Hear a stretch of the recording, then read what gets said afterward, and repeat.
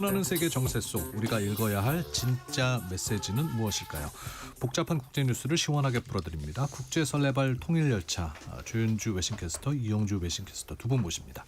어서 오십시오. 네, 안녕하세요. 헤이. 하이.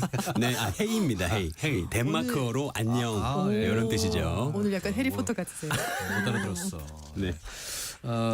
우리가 이렇게 그린란드에 대해서 네. 많은 관심을 가지게 될 줄은, 그리고 전 세계인들이 그린란드 모르는 사람 그동안 많았을 것 같은데 그렇죠. 이런 적은 처음인 것 같아요. 네. 연일 뉴스에 나오고 있습니다. 인구가 몇 명인지도 알게 됐습니다. 얼마나 돼요? 5만 6천 명. 5만 6천 명. 네. 예. 헤이 여의도 이용주 인구보다 캐스터. 적습니다. 그린란드 원래 평소에 관심 전혀 없었죠. 네. 네. 그 뭐 사실 진짜 5만 6천 명이라는 사람이 거기에 사는 것만큼 거기 그 땅이 굉장히 혹독해요, 사실은. 얼음이 막 5, 6kg만큼 쌓여 있고요. 네. 그래서 거기 이제 사시는 분들은 원래 이제 거기서 전통적으로 사시는 분들이 많고 그린란드로 이민 가시는 분들은 특별히 많이 없습니다, 사실. 네. 아니 그리고 덴마크 소유라는 것도 이번에 저는 처음 알았어요. 네, 네, 맞아요. 맞아요. 잘 몰랐던 거죠. 예. 그냥 그럼- 춥다 이것만 알고 있었죠. 네. 추운 근데 이제 곳이다. 그 땅이 그만큼 중요하다는 거잖아요. 네. 뭐 밑에 모두 많이 묻혀 있고. 네, 맞아요. 그래서 트럼프 대통령이 이제 그린란드를 네. 갖기 위해서 여러 시도를 하고 있는데 지금 뭐 어떤 입장입니까? 하도 뭐 입장이 번복 뭐 왔다 네. 갔다 해서. 그러니까 매일 자고 일어나면 입장이 나옵니다. 그러니까 처음에 말했던 것이 트럼프 대통령이 그린란드를 사고 싶다. 그게 첫 번째였고요. 이제 그 다음에는 안 되면 군사력을 동원하겠다. 그러니까요. 안 되니까 세금을 매기겠다. 이렇게 나온 겁니다. 그랬더니 유럽 국가들이 그러면 덴마크와 그린란드 지원하기 위해서 우리가 연대를 형성하겠다라고 밝혔고요. 그러자 트럼프 대통령이 세금 반드시 매기겠다. 근데 그 다음날 입장이 또 바뀌었습니다. 이 다보스 포럼에 참석을 하면서 입장이 바뀌게 된 건데요. 그 전까지는 하루하루 좀 이 강도를 높였어요. 발언 수위를. 네. 그런데 다보스 포럼 참석하고 나서는 말이 바뀝니다. 그린란드 획득 하기 위해서 논의를 했고 즉각적인 협상을 추진하고 있다라면서 일단 네. 병합은 하겠다고 밝혔는데요. 앞에 말했던 그런 강제적인 수단, 군사력 이런 것들은 쓰지 않겠다라고 밝혔는데 나토 사무총장과 회담을 했습니다. 이제 그 자리에서 말한 것이 그린란드 미래에 대한 협상의 틀을 마련했다. 그린란드에서 완전하고 영구적인 접근을 할 수 있을 것으로 보인다. 그러기 위해서 노력하겠다라고 밝혔습니다. 사실 그 군사력 사용은 그 참모들이 하지 말아야 된다고 말하면서 약간 입장이 꺾였고요. 그리고 관세는 하워드 러트릭 상무장관이 제안한 거라고 합니다. 네. 이 사람이 주도적으로 지금 전 세계 그 관세 협상하고 있지 않습니까? 그래서 예. 관세 한번 써보자라고 트럼프에게 말했고 트럼프가 오케이 하면서 10%안 되면 25%까지 매길 거 했는데 일단 이거는 멈춘 상태가 됐습니다. 어쨌건 누군가의 얘기를 트럼프가 듣고 있다는 건 조금 다행. 네. 그럴까요? 사실은 이게 트럼프의 계획이 아닐까 저는 생각을 하는데 트럼프가 썼던 협상의 기술이라는 그 책에 보면은 트럼프가 이런 얘기를 합니다. 무언가 네가 진짜 원하는 게 있으면 그거에 5배, 6배 달하는 걸 먼저 요구를 해라. 그러면 나중에 협상 과정에서 결국 네가 원하는 걸 찾게 된다. 그래서 지금 나토 사무총장이랑 트럼프랑 뭐 협상을 했다는 얘기가 처음에는 트럼프가 이 그린란드 전체를 갖고 싶다라고 얘기를 했어요. 근데 지금 막 반발이 너무 심하잖아요. 네. 그래서 나토 사무총장이랑 얘기가 나온 게 그린란드의 일부 지역을 미국의 영토로 할 수 있다라고 얘기가 나오고 있거든요. 아직 확정된 건 아닙니다. 네. 그러다 보니까 완전 트럼프의 협상대로 큰 거 노리고 결국엔 자기가 원하는 그 지역을 가져가게 되는 거 아닌가. 지금 이런 상태입니다. 근데 그린란드라는 땅이 이 트럼프 때 불거진 겁니까? 아니면 오래 전부터 미국이 계속 눈독을 들이고 있던? 미국은요 1800년도부터 한 50년 40년 주기로 그린란드를 보면서 자꾸 침을 한 번씩 흘리는 그런 1800년대부터요? 네, 맞아요. 첫 시작은요 1867년에 그때 이제 미국이 러시아로부터 알라스카를 샀었거든요. 네.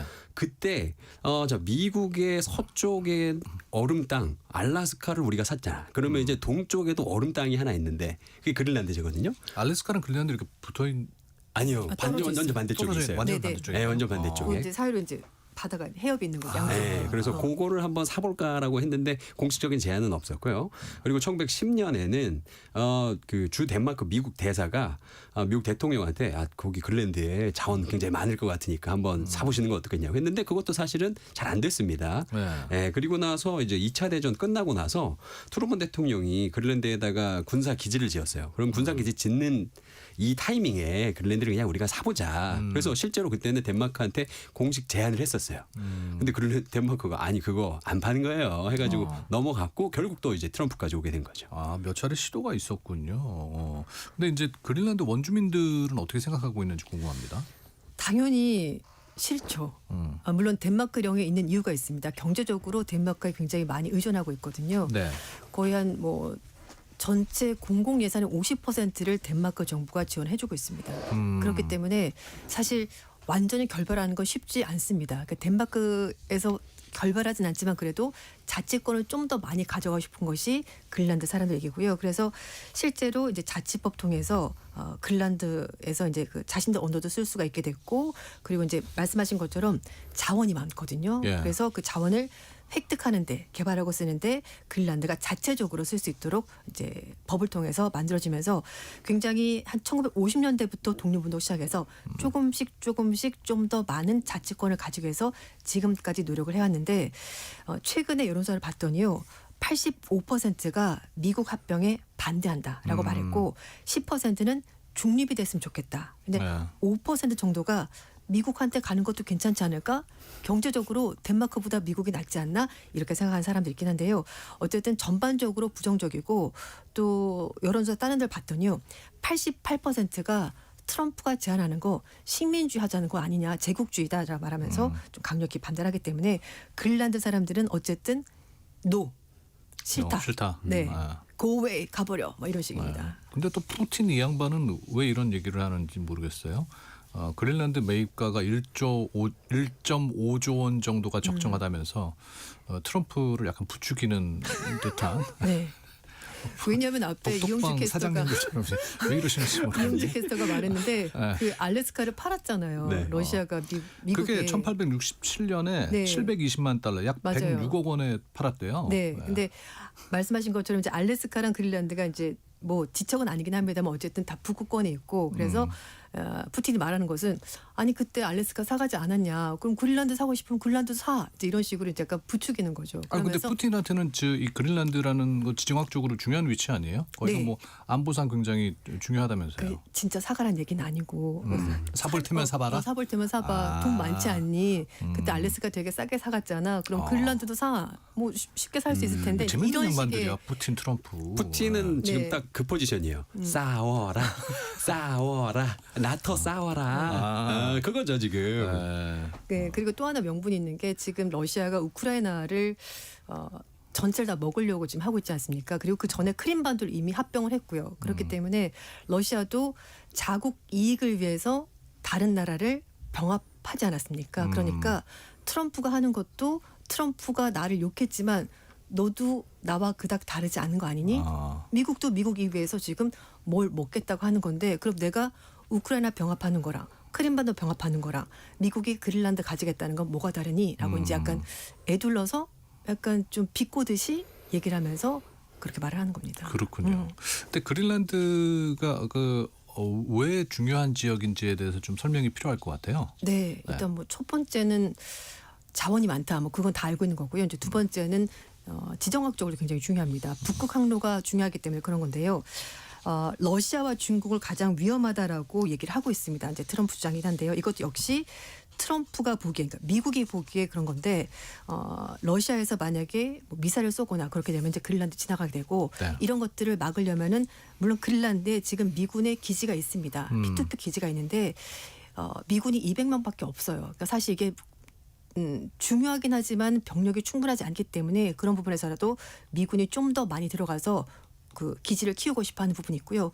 그리고 또 하나는 말씀인 것처럼 자원이 워낙 풍부하기 때문에 트럼프가 히터를 포함해서 그런 자원을 가져가고 싶은 겁니다. 그런데 이제 앞에도 이제 이용주께서 말씀하셨는데요.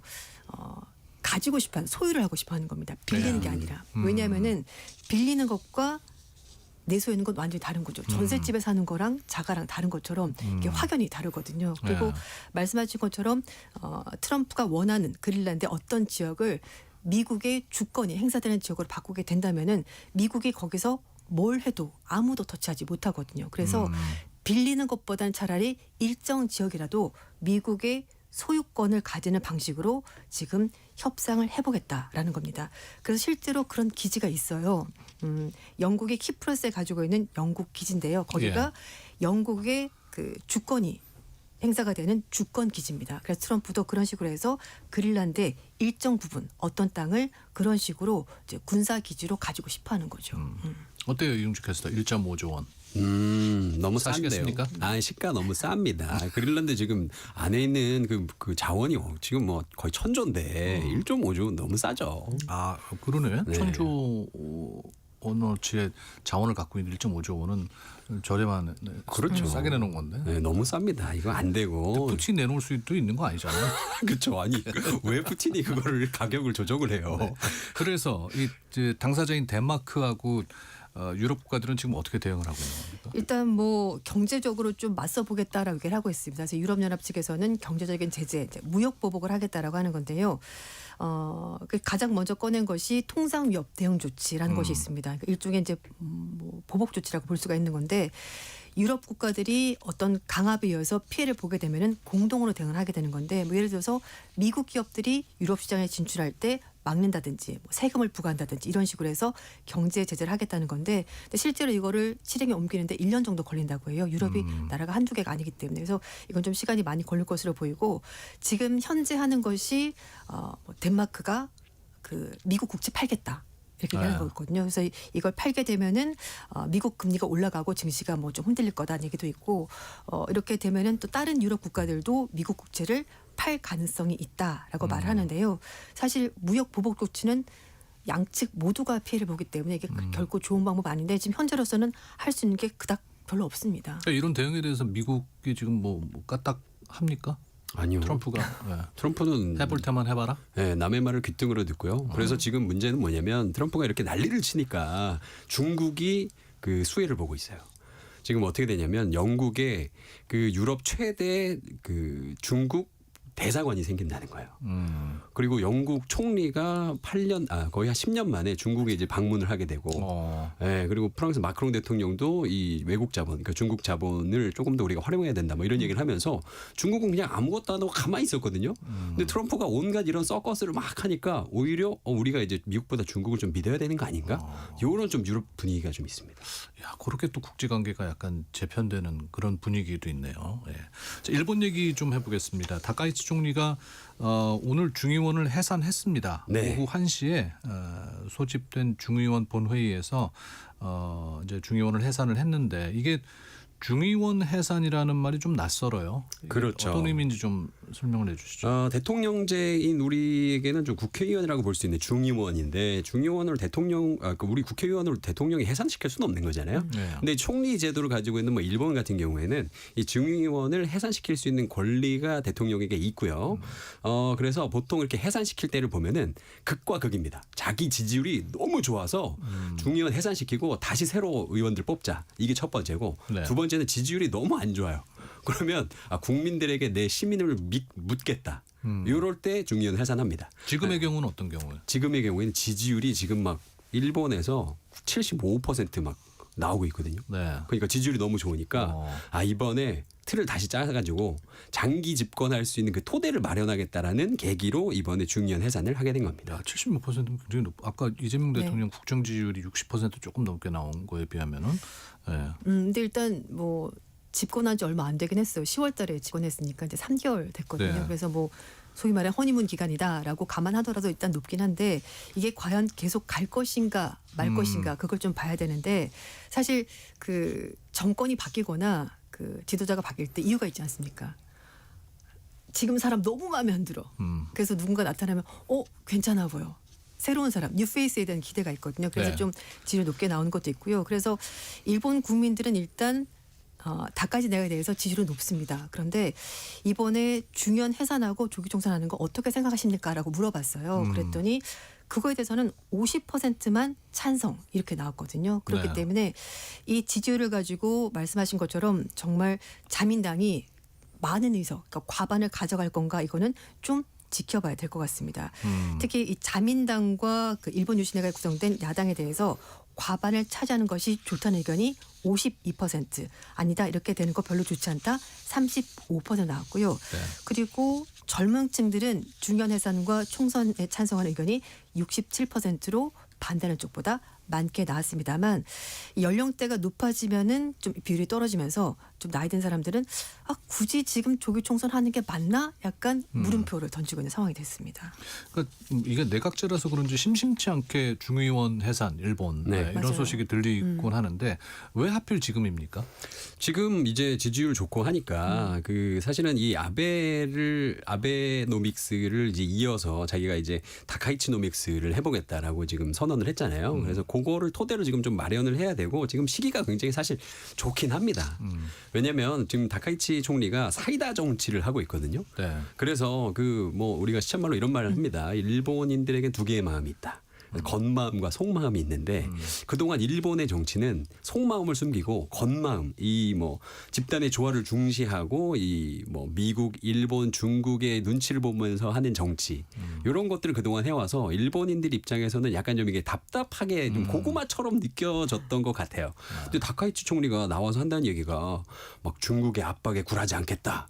그리고 뭐 야스쿠니 신사 뭐 자기는 하겠다. 결국 안 했습니다마는 참배하겠다라고 얘기했던 적도 있었고 그리고 또 뭐 일본에 있는 외국인들이 문제를 많이 일으킨다. 그러니까 사실은 일본인들의 이 속마음을 시원하게 좀 긁어주는 정치를 좀 많이 하거든요. 그러다 보니까 지지율이 지금 막 이렇게 고공행진을 하고 있으니까 야 그러면 이 타이밍에 지금 물 들어왔으니까 노 한번 제대로 줬자. 모터보트 바로 달아. 지금 출발한 겁니다. 그러니까 이제 말씀하신 것처럼 일본 국민들 속마음이 어떠냐를 봤었을 때 이거랑 좀 연결이 되는데요. 네. 일단 그 이민 제한 아까 말씀을 하셨는데 외국에 대해서 좀 배격하는 분위기. 근데 사실 예전에는 일본 TV를 보고 나면 외국인들 진짜 많이 나오고 무조건 나왔죠. 그리고 이건 좀 개인적인 경험입니다만 어쨌든 일본 여성들이 외국인 남성을 좀 이렇게 호의적으로 보는 시선 같은 게 있어요. 예. 그러니까 일본 남성보다는 훨씬 더 개방적이고 좀스럽지 않고 약간 이렇게 생각하는 경향이 있거든요. 근데 지금은 달라졌어요. 지금 이민자에 대해서 약간 거부하는 것이 이게 이제 일본이 뭐 취업이 잘 된다고 하긴 합니다만 그러나 이제 일자리 문제 같은 것이 있고 생활비가 너무 비싸고 그러다 보니까 외국인들 때문에 우리가 일자리가 없는 곳 아니야? 약간 이런 생각을 한다는 거죠. 아. 그리고 실제로 지금 일본에 여행 가시더라도요. 식당 같은 데 가면 라면 가격이 다르게 나오지 않습니까? 맞아요. 일본 국내인들에게 파는 라면은 뭐 9,000원 예를 들어서 그럼 한국 사람이나 중국 사람에게는 15,000원 이렇게 아, 이중 그래요? 가격제를 받거든요. 네. 네. 그러니까 일본 사람들은 일본에 살면서 세금 다 내지 않냐. 근데 왜 우리가 외국인들에게 똑같은 가격으로 물건을 팔아야 돼? 이건 부당해. 저 사람들은 더 내. 여기 사는 네. 사람도 아닌데. 이렇게 하고 그렇구나. 있고요. 그리고 네. 또 뭐 다 그런 건 아니긴 합니다만 우리나라도 왜 제주도에서 외국인들이 좀 이렇게 불미스럽게 이렇게 용변을 밖에서 본다든지 뭐 이런 여러 가지 일들이지 않습니까? 이제 네. 일본 사람들도 중국 사람에 대해서 약간 그런 반감 같은 게 있는 거죠. 근데 말씀하신 것처럼 다카이치 총리가 중국에 대해서도 세게 막 말하고 거침없이 그런 속내를 말하다 보니까 이런 것들이 좀 젊은 층에게 훨씬 더 어필을 하게 되고 그리고 또 하나는 여성 총리가 탄생한 것이 굉장히 한 몫을 했다라고 볼 수가 있을 것 같습니다.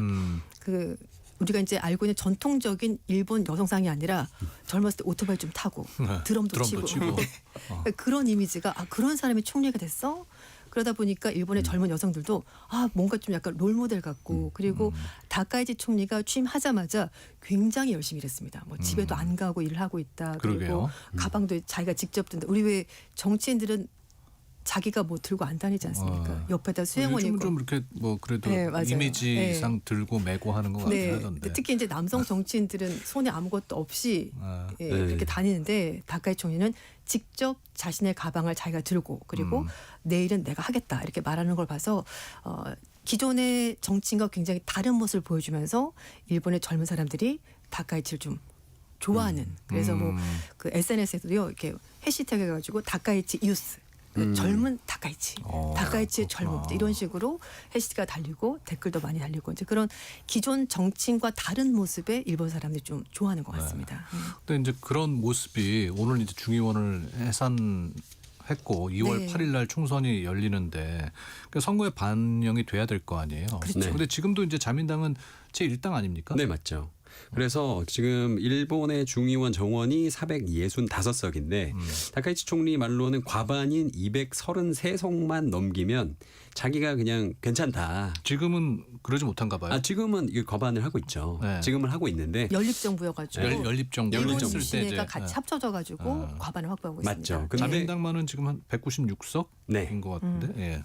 자민당이 지금 199석을 지금 연립여당이랑 같이 지금 하고 있습니다. 네. 네, 그래서 그것만 넘기면 괜찮다라고 하는데 지금 전문가들의 입장은 지금 워낙 지지율이 좀 높기 때문에 혹시나 자민당 혼자서 과반을 가져갈 수도 있지 않을까? 이런 좀 예측까지 좀 나오고 있습니다. 네. 자, 다음 달 일단 총선을 지켜봐야 될 것 같은데 일본의 그 지금 대외 상황은 또 중국과 좀 예민한 관계 아닙니까? 그렇죠. 우리가 당했던 거 똑같이 당하고 있어요. 우리가 문서 없는 한한령에 당했잖아요. 일본도 지금 문서 없는 한일령을 중국에서 당하고 있고 중국 내부에서는 일본 불매 운동이 지금 한창 진행이 되고 있습니다. 그래서 그 중국인 관광객이요 실제로 전년 동기 대비 무려 45%나 급감을 했고요. 네. 항공 편수 10% 감소했고 백화점도 영업이익 24% 감소를 했습니다. 그래서 전문가들이 말하기로는 이제 지난해 900만 명이 중국인들이 일본에 와서 20조 정도를 썼는데 올해는 그 절반인 한 10조 정도만 쓰지 않을까 이런 예측을 좀 하고 있습니다. 그래서 그 수요가 좀 우리나라로 오는 아, 너무 좋죠. 반사 네. 이익. 네. 예. 그렇죠. 명동에 진짜 많죠. 더 오십시오. 네. 네. 그러니까 사실 이제 우리가 궁금한 거는 이런 와중에 한일 관계는 앞으로 어떻게 좀 나아갈 것인가. 예. 어떻게 네. 전망하세요? 지금은 분위기가 굉장히 좋죠. 얼마 전에 이재명 대통령이 일본을 방문하셨는데 그 도쿄로 간 게 아니고요. 다카이치 총리의 고향인 나라현에서 회담을 열었어요. 이건 좀 굉장히 좀 각별한 의미거든요. 예. 좀 진심으로 우리를 대한다. 그래서 뭐 거기서 드럼도 치고 했는데 사실 뭐 드럼 치고 뭐 이런 게 사실은 일본과 중국의 문제에 있어서 우리는 중립을 할 것이다라는 확실한 신호를 좀 보내줬습니다. 그래서 사실은 우리는 계속 중립을 지키면 되는 건데요. 네. 문제는 뭐냐면 결국에 이게 아베의 그 뒤 후속이란 말이죠. 그래서 이 다카이치 총리가 만약에 중장기적으로 집권을 가져간다라고 했을 때 혹시나 나중에 자신의 지지율이 떨어졌을 때 역사 문제 다시 한번 들고 꺼내올 수도 있다. 이런 좀 조심스러운 전망을 좀 하게 됩니다. 네. 자, 인사를 드려야 될 것 같은데 헤어질 때도 회의 그럽니까? 헤어질 때는 제가 하나 준비를 해왔습니다. 됐어요. 아, 네. 아, 준비해왔어요? 네, 하세요 마무리. 네. 야의 에스커다이라고 합니다. 사랑해. 네. 네, 사랑합니다 두 분. 네, 사랑합니다. 이용주 조현주 외신캐스터와 함께했습니다. 고맙습니다. 네, 감사합니다. 고맙습니다. KBS 1라디오 세상의 모든